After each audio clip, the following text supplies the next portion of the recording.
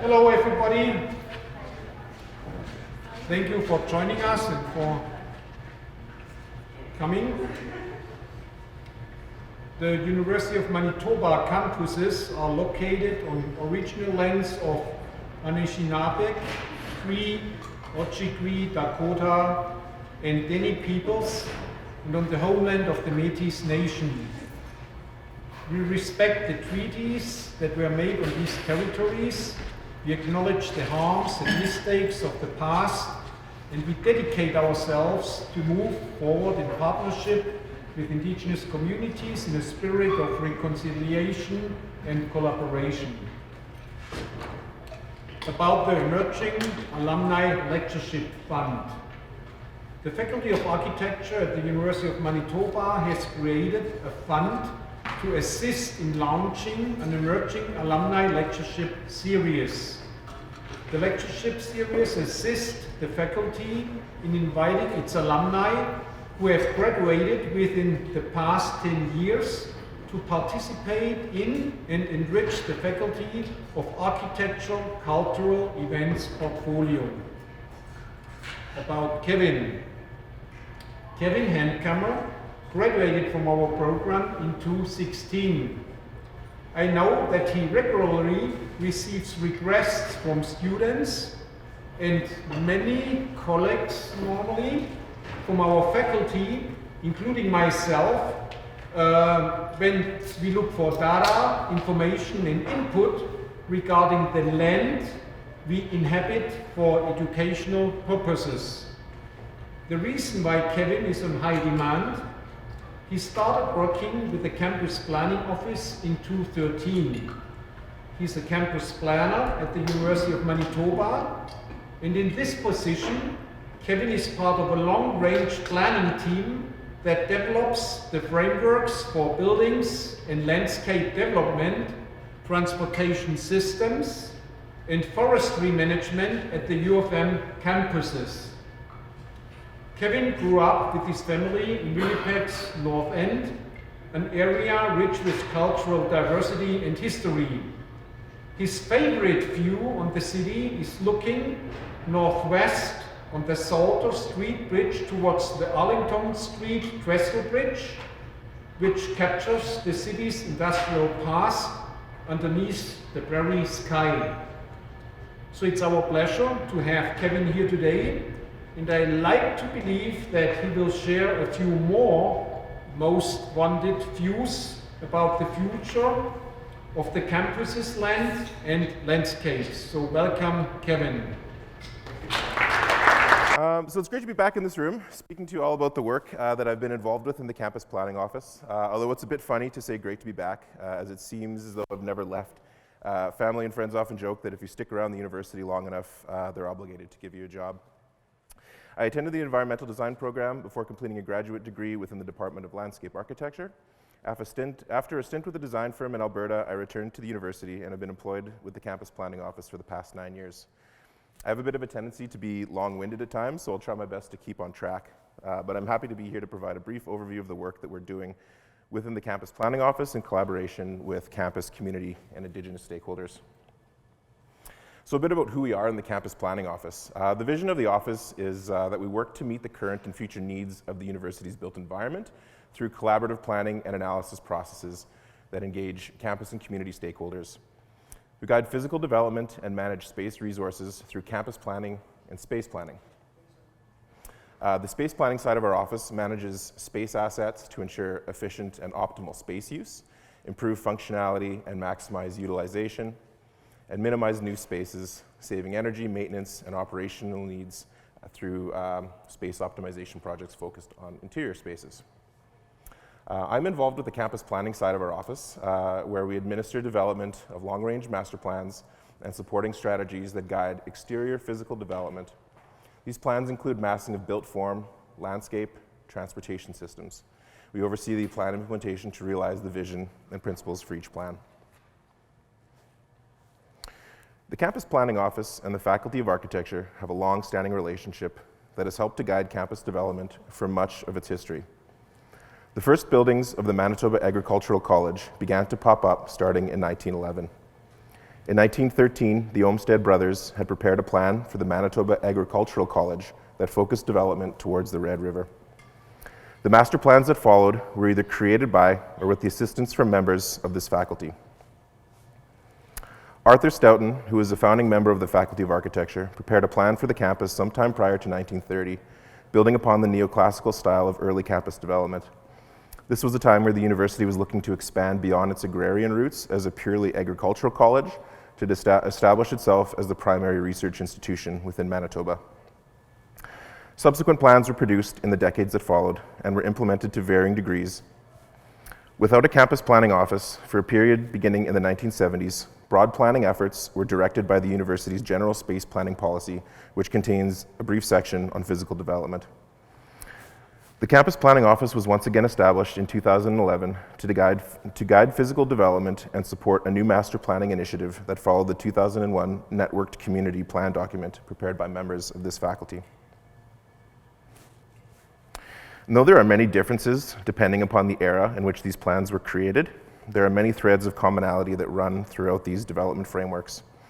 Regardless of who prepared the plan or when it was created, a number of underlying principles are present. Creating a campus that acknowledges the natural beauty of the lands in which it's located, creating a walkable environment punctuated by high-quality open spaces, creating a dense campus core where vehicles are regulated to the perimeter, and creating a campus that represents what a place of higher learning should feel like, an environment that inspires and fosters collaboration and conversation between colleagues. Though elements of these plans have been implemented throughout the years, we do not necessarily see the cohesive campus environment that was envisioned by these previous frameworks. The 1964 landscape program, prepared by Dennis Wilkinson with support from Robert Alsop, both of whom were involved in the planning and design of the campus while holding positions within the Department of Landscape Architecture, aimed to plant thousands of trees across the campus and to create intimate spaces within the landscape to achieve the principles of earlier plans, focused on a dense, walkable environment punctuated by high-quality open spaces meant to inspire and encourage collaboration. Again, though this plan was never fully adopted and only a handful of these spaces were realized, the same guiding principles underpin the development frameworks of today. These next two diagrams, prepared 50 years apart from one another, indicate a similar approach within the campus core, establishing strong circulation axes punctuated by nodes of high-quality open spaces. Many of you in this room are familiar with the Visionary Regeneration Master Plan for the Fort Garry campus and may have been involved in the planning process as well. The Visionary Regeneration Plan is a living document that sets the framework for campus development over the next 20 to 30 years and establishes a vision for development of the former Southwood Golf Course lands, now known as the North Campus lands.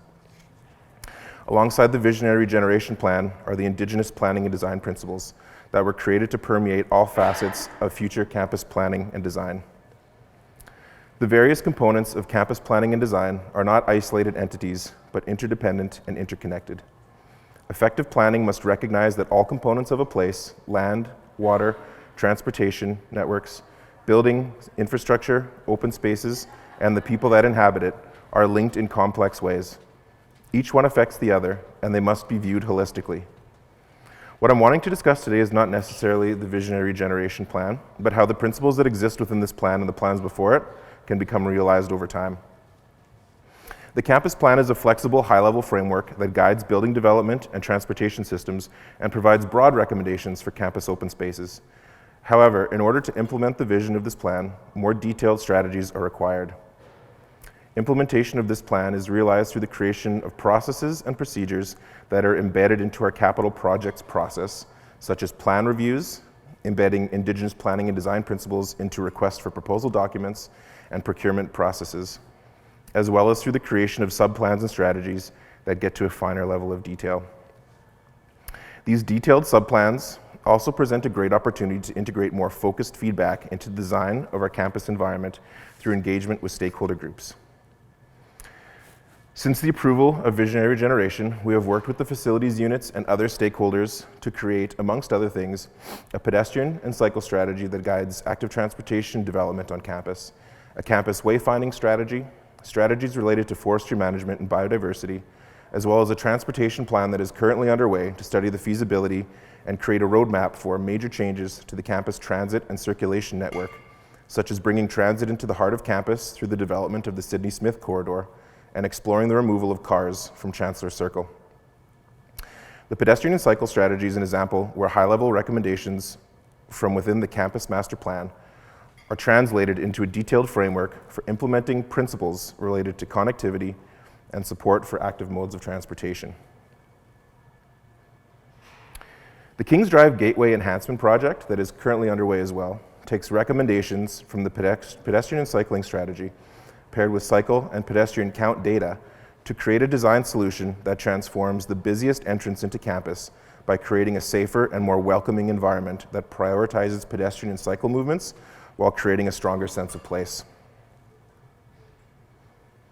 A McLean pilot project is another initiative that will take a tactical urbanism approach using flexible and low-cost materials to trial roadway changes aimed at reducing vehicle traffic within the campus core. In advance of this project, we had student ambassador volunteers from within the Office of Sustainability assist in observing pedestrian and traffic patterns that will be compared with future observations to assess whether or not the proposed changes are successful. This project will take place once construction of the new concert hall is completed, so look out for future engagement events. The next crucial step in realizing our overarching planning principles is through the creation of a landscape master plan for the Fort Garry campus, as well as for the Bannatyne campus. A landscape master plan will build upon the open space frameworks from within the visionary regeneration plan to identify character areas across campus and develop strategies for preservation and enhancement that are informed by the physical, historical, and cultural context of each site, as well as through broad stakeholder engagement. I think the strength of the planning office that may have been missing from master planning processes of the past is the mandate to see the campus through several lenses. Our role is to create the frameworks and processes that support broader university initiatives and strategic goals while presenting a roadmap for design, rather than acting as designers ourselves. By engaging with and listening to faculty, staff, students, researchers, Indigenous stakeholders, elders, and knowledge keepers, we end up with a more informed and collaborative plan for the future. In the case of the Landscape Master Plan, we will identify character areas or precincts that exist across the campus and work with individual stakeholder groups to understand how research and learning can be integrated into the campus landscape. I believe that through this plan exists a great opportunity to integrate living lab principles where pilot projects and experimentation can exist within the framework that will guide future landscape development over time. Though funding for this project has eluded us to this point, we have been working in the background to build up a baseline data through initiatives focused on supporting a future landscape master plan both for the Fort Garry and Bannatyne campuses. The cultural landscape of the Fort Garry campus is a document that was prepared through the campus planning office to illustrate the pre-colonial history of the lands on which the campus is located. We often see the history of this institution reflected through images of wheat fields and the administration building standing amongst the bald prairie. When the agricultural college was relocated to these lands in the early 1900s, the existing river bottom forest was clear-cut and the land was drained to make way for the university. The agricultural history of the university is well represented in imagery and often in design proposals that we receive for our built environment, but what is missing is the physical and cultural history of the lands on which we are located. There's a rich history of Indigenous use and occupation within the region since time immemorial, and it is something that should be reflected within the fabric of our campus. In addition to collaborating with Nigan Sinclair of Native Studies and Adele Perry of History, we hired 2 graduate studies from the Department of Native Studies, Nathan Lagasse and Jordan Makitowicz, to assist in preparing the document and the necessary archival research. The intent in applying this information to landscape planning and design is to reflect and emphasize the Indigenous and environmental histories of the land on which the campus sits, making them visible and significant components of the campus environment and recognizing them as a crucial part of campus's culture, heritage, and identity. The document represents a starting point. It does not set or define parameters, but rather offers themes, ideas, and issues to be explored and built up. This work is also attached to any request for proposals that are issued for design or development projects as a resource document that must be referred to. An example of how this work can be reflected within the campus environment is evident in an Indigenous art and placemaking project titled Cyclical Motion. The campus planning office engaged a team of Indigenous artists and curators to create wayfinding elements associated with the Cycle project. The project's first phase saw Deep Arcee and Kenneth Lavallee create a large mural on the Cycle bike kiosk structure. In the second phase, Ian August, Jamie Isaac, and Nikki Little created thematic signs that were installed at various locations on the Fort Garry campus. As a whole, Cyclical Motion explores themes related to transportation, movement, connections to land and water, Indigenous student experiences, language reclamation and reconciliation, and Indigenous advocacy and activism. The discs that I'm sure you're all well aware of are attached to the raised circle outside of this building. The 4 sacred medicines, cedar, sage, sweetgrass, and tobacco, are installed at the cardinal direction points of this circle. Another important planning initiative that is touched on briefly in the Visionary Regeneration Plan and the plans of the past is related to forestry management. The 1964 Dennis Wilkinson Plan called for the planting of more than 4,000 trees over a 3-year period, primarily focused along streets and pathways, as well as the creation of a campus nursery to address concerns with tree stock availability. The use of trees was seen as one of the strongest tools to shape space and create desirable places on an otherwise flat and open landscape. I love these images with the sad sun and then the happy sun with further tree planting. And indeed, this sentiment rings true today in that our urban forest is one of the most defining features of the campus landscape, and that significant efforts must be taken to preserve and enhance our canopy. The need for a comprehensive forestry management strategy that anticipates future developments and is responsive to pressures from pests, disease, and climate change is every bit as important as a framework for building or infrastructure development. An inventory of the campus was conducted in 2000. However, without the necessary training and staff resources, the data quickly became dated and obsolete. In 2017, we received funding to engage arboriculture experts to undertake a new inventory that would be managed through the campus planning office in close partnership with our grounds department and our campus arborist. The result of this inventory is the ability to look at the urban forest as a whole and find patterns or trends in the data that will allow us to make more informed planting and maintenance decisions. Prior to the development of a forestry management strategy, we have been conducting soil testing across the campus to inform future planting efforts and bring light to some of the issues that we have been experiencing related to tree mortality. Through a partnership between the Department of Soil Sciences, Ground Maintenance, and our campus arborist, we have been collecting samples in areas where we intend to plant trees, as well as to explore the impacts that construction, road salt, and snow storage have had on our campus soil conditions. We feel that by creating partnerships with other faculties and departments, we can create opportunities for more living lab initiatives where the campus landscape can be a tool to support research and learning. By also having more individuals involved with smaller scale, hands-on projects, we can create a more engaged and informed campus community. The framework that will be used to guide forestry management and maintenance over time is the Urban Forestry Management Strategy that is currently being prepared by Diamond Head Consultants from Vancouver. This plan will formalize many of the processes and procedures that have been occurring undocumented for many years, relying on our arborists' decades of experience. As someone who's close to retirement, this terrifies me a little bit, as none of it has been documented. In addition, the plan will identify priority areas for planting and preservation, considering not only future plans for development, but also how the campus canopy can support institutional goals related to sustainability and emissions reductions. With a digital inventory, we are also able to assess the ecological benefits that individual trees provide, such as tons of carbon sequestered and stored, amount of oxygen produced, amount of stormwater uptake, etc. This data will also assist in making planting decisions. For instance, to reduce stormwater runoff, we may look at planting species that uptake more water, whether it's adjacent to parking lots or areas where our underwater systems are deficient. We can also factor in the carbon sequestration and storage of our campus canopy into emissions reductions targets, which not only justifies planting more trees, but also investing in protecting the mature and post-mature trees that exist across campus. Monitoring and reporting will be crucial for forestry management practices going forward. By keeping an updated inventory of new trees planted, trees in decline, and tree mortalities, we can assess large-scale trends and take a proactive rather than reactionary approach to management.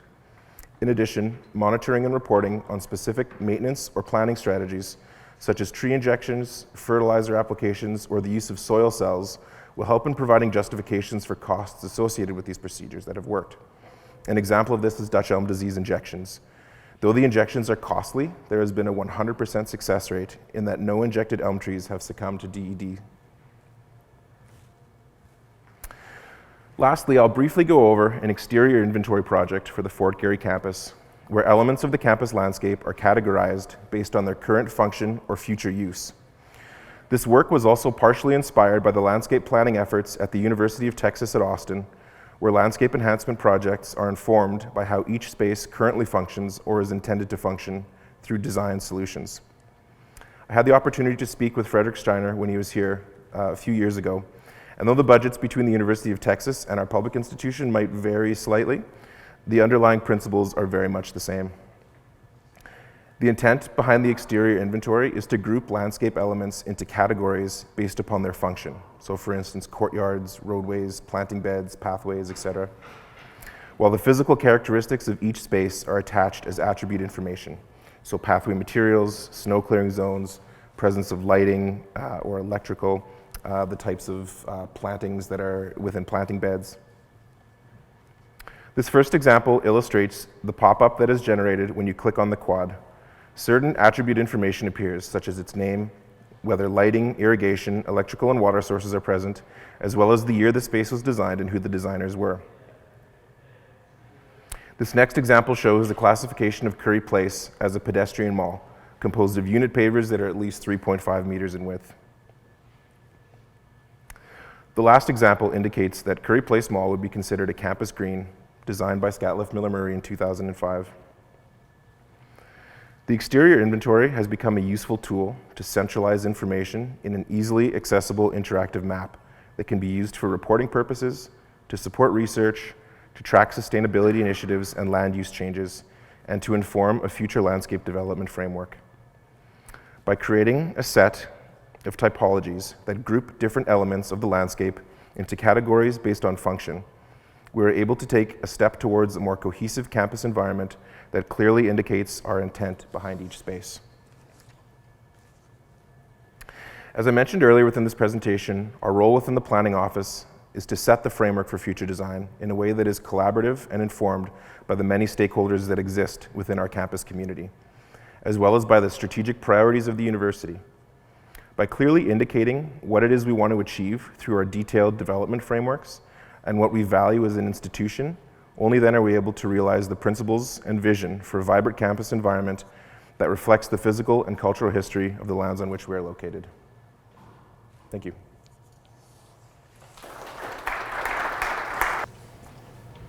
This was always a great overview on what you are doing and what will happen next to our campus.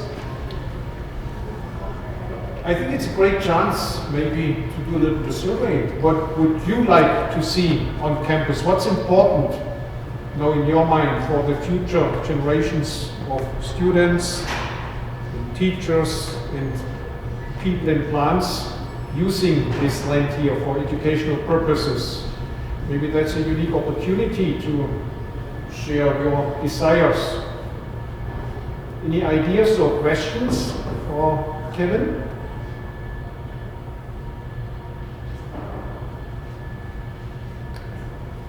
Please. Thanks for the presentation. That was super interesting. I have two questions. The first one is short, I think. You showed a bunch of data and different maps and different resources. Are those available to anybody? Like, can we use them for student projects, or are they just on them? Yeah, so everything that we have created to date is available, most of which is online on the campus planning website. A lot of what we've been using in recent years have been through GIS. So we're working with the GIS librarian, Meg Miller, in the Defoe Library. So we're transitioning to bring all of our data to be publicly available within the GIS hub. There are other things that we've done, such as like campus soil testing that I'm currently working on a map getting on our website. But we also will have the soil reports and everything available. So everything that we produce or prepare in the campus planning office, we have this lens of how it can also support research and learning. So we do put as much as we can in the public realm. My other question is, you talked a lot about the campus on this side of the university, all the way in. But I'm curious about what the plans are for, say, the Smart Park area or whatever, which has a very different feel right now. And like here, I can really see and understand the principles that you're talking about. Over there, it feels like a different world. Is there a reason for that, or different? For sure. I think so. Smart Park exists the same way that our Southwood Golf Course lands exist, in that it's a bit of an arm's reach entity to the university. So it is a research and development park. I think the way that that the Smart Park lands have been developed over time are to support things like parking, people commuting to our campus. So it does have a very different feel than our core campus lands. Within the Visionary Regeneration Plan, it does propose further densification, housing closer to Pembina Highway. But again, that's kind of far away development. What we've been doing in terms of how we can start to achieve some of these goals is like the new Smart Park Hub building that went up a few years ago. I know it's a single building existing in the vast expanse of Smart Park, but how some of our plan initiatives were focused on that was bringing a tighter setback to the street, having parking set behind the building rather than in front of the building. So principles of good urban design to try to densify that corridor. We see Innovation Drive as being a corridor that eventually becomes densified. But again, since it is at arm's length somewhat to the university, the priorities are for research and development spaces, which tend to be large, sometimes manufacturing, mixed use type building uses. So it does vary from the campus, the core campus, just by its use. Well, thanks for explaining that. Yeah.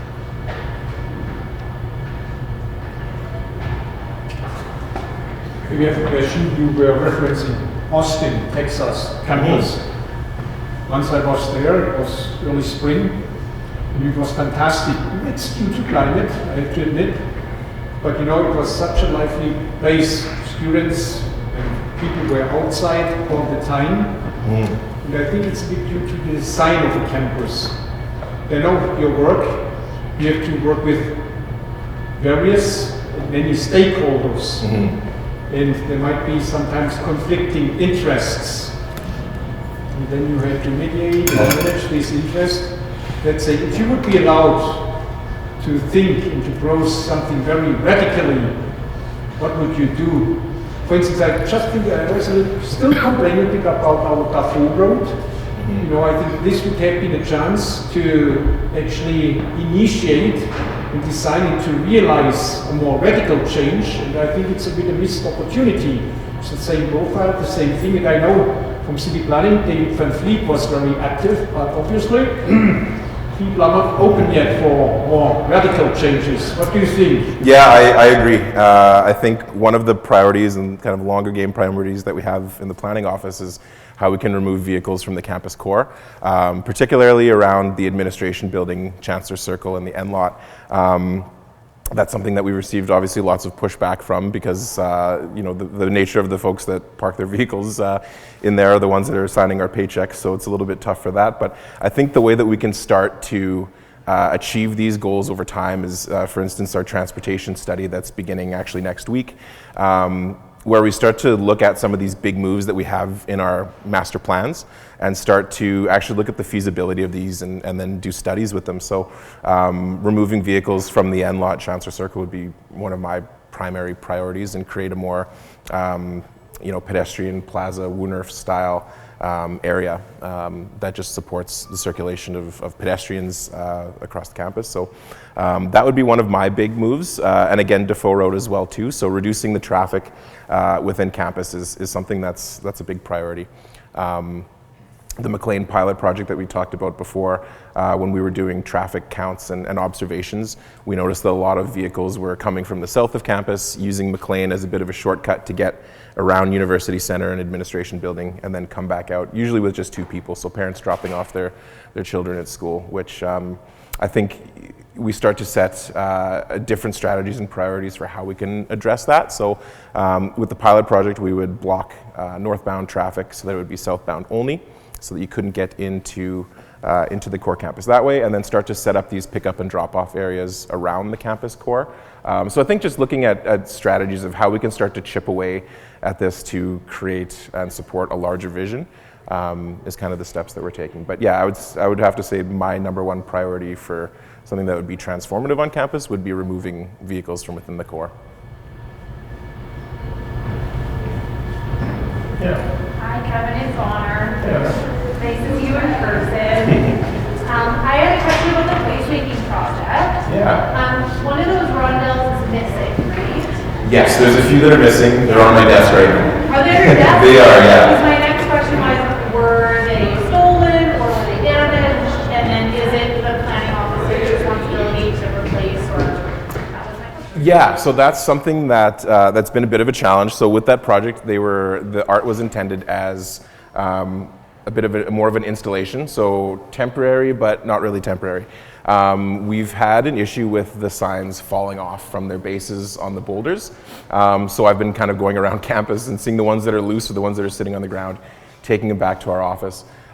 So right now we're working with our carpentry shop to see if there's a way that we can fix that in terms of fixing them back to the boulders, or maybe it's something that we look at a different type of solution. So whether it's a signage base that it can be welded to rather than into a boulder. But again, that would maybe change some of the intent of the project. So we're currently in the phase right now of determining how we can have these more permanently fixed within the landscape. You do have them all? Yes, yeah, we have them all. We were looking at maybe these can be an interior solution, like if they keep falling off the boulders outside, maybe they can be set into wood and then placed within an interior building. But after engaging with our arts and special collections coordinator, we know that there's a lot of they bring a lot of pleasure to the campus environment. So keeping them within the landscape is something that we are prioritizing. So over the winter, that'll be one of my tasks, is figuring out how we can keep these where they are, because it's not the first time that they've fallen off. Ever since after the first winter, we've had some that were damaged by snow removal equipment, so we've been also working on the placement of these to make sure they're set back a bit as well. Do you have a timeline? Can we expect to see them again in spring, maybe? Or? I would say by spring we should have a solution for that. Helen, just signing Helen up for a conversation. He might have some solutions because he's installed a lot of public art. Okay. Yeah, great. I would take any solution right now, because we're looking at how we can do it. So yeah. Cool. Thanks for answering. Thanks.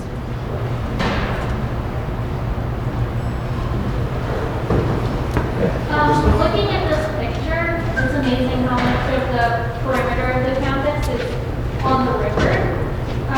Maybe it's just where we are on campus, but I don't feel that connection to the river in the programming. Is there an opportunity for that in the future? Is there a reason to kind of shy away from the river?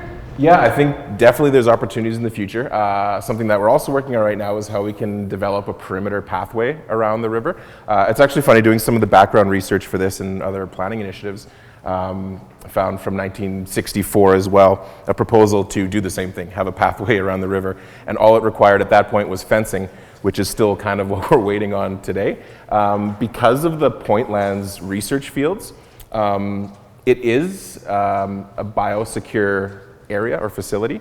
So what that means essentially is there's long-term research, 25-year plus research related to canola or other agricultural uses. There's a pathogen that exists pretty much everywhere else in the province, but not within our research lands, because it's bound by the river and the university. And I think that has probably blocked a lot of potential uses of the river over time. So essentially what we need to do is have a chain link fence that goes around the research plots so that they're protected. But then from that point, then we can create a pathway that goes around. So we're working with a group that currently has an informal mountain biking trail through that area. Also working with Properties, who is the development corporation for Southwood, to create a more connected pathway around the river and opportunities for engaging the river in other ways. So I guess a roundabout way of saying, yes, we are hoping to engage with the river more as we move further into the future. There's opportunities that also exist with the new Center for the National Center for Truth and Reconciliation, which is going to be constructed in the coming years right adjacent to the river. So there could be potential healing forest ideas that go forward. So it is definitely one of our priorities. Have they broke ground for that yet? They haven't broke ground. We had the funding announcement a few weeks ago. So the federal government has issued, I think it's $65 million for the building. I'm part of the team that is leading the engagement strategy. So we've just hired an engagement consultant to travel across Canada to receive input on what this future building should look like.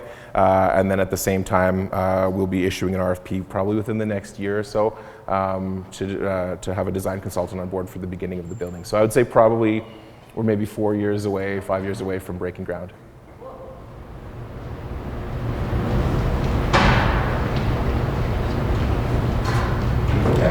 For the campus walkability plan, do they change their programming during the winter months? Oh, good question. I don't think so at this point. No. So is it the walkability plan? No, there hasn't been any changes for seasonality. That is something that we're looking at in terms of our forestry management strategy, in terms of creating a better winter environment. We are a winter city and winter campus, so by focusing more, evergreen plantings, or even if it's the shrub layer of plantings along pathways, creating better environments for walking and just being outside in the winter. But within the plan, it doesn't really adapt to winter.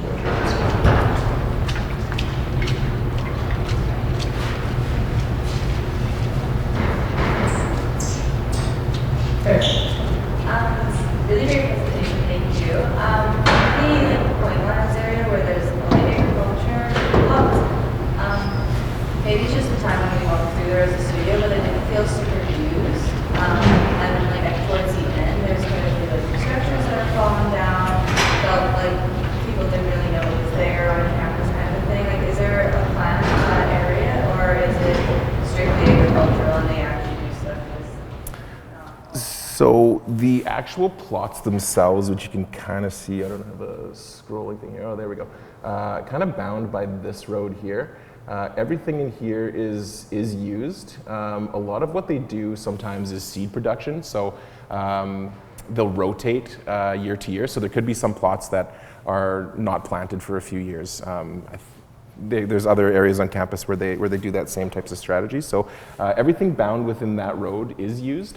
The areas just north of that, in here, are not really, aside from equipment storage.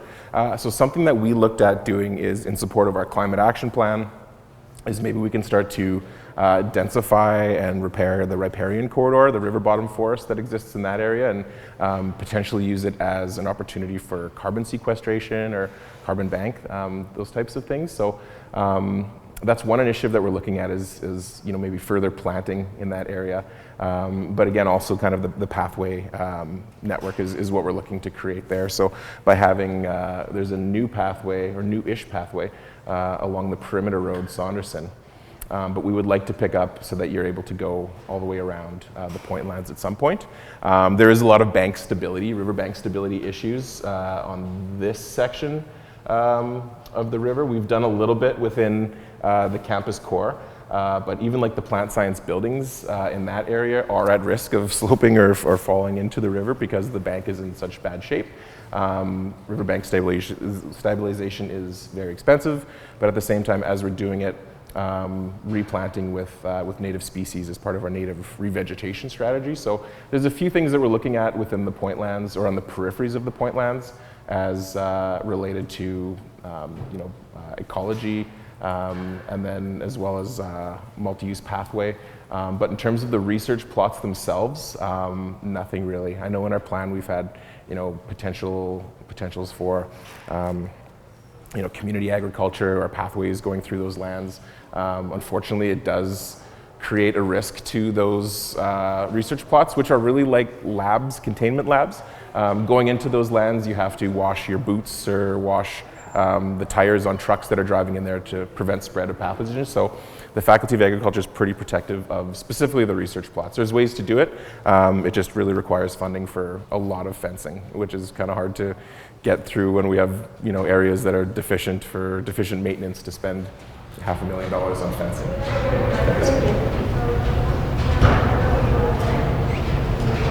One more last question. If you would allow to frame some expectation towards our faculty, what kind of support would you like to see from our design faculty? Because I think design matters. How can you support your visions? That's a great question. I think just continued engagement. I started the presentation off kind of discussing the history of the relationship between this faculty and planning overall at the campus. So the more, studio reviews or requests or, projects focusing on the campus lands, or I think just a way that we can share data and information, I think would be super important. So whether it's projects that, you all are working on, or your research that you think, maybe this would have, implications for the campus. We love to see the work. We like to participate in any time there's, requests for data or studio critiques or things like that. So I think just a continued relationship and engagement with the faculty is something that's definitely important to us. Okay, thank you. So thank you very much for your questions and your participation. Was great, I think.